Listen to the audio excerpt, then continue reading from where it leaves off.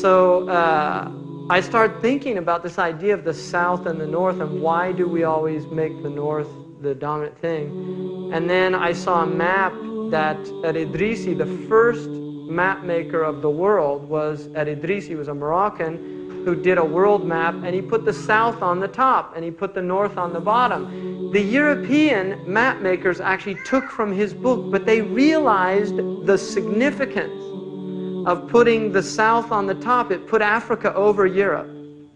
And so they actually flipped it over and made their maps with the north on the top.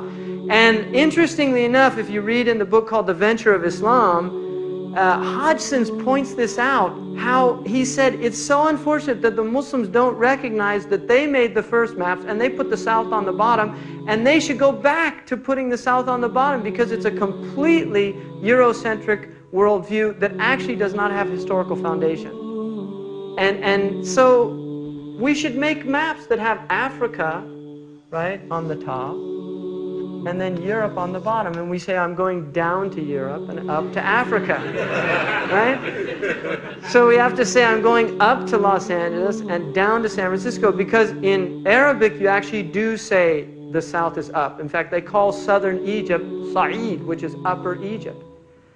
And northern Egypt is lower Egypt. Ihbitu Misra, go down to Egypt, right?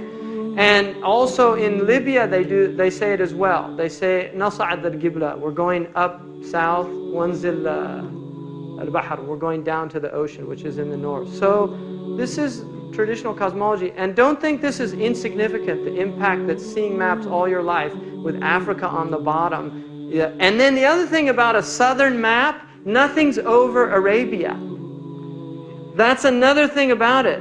Look at a southern map, because I have one that was printed in Australia, because the Australians caught on to this. And they said, why should we be down under?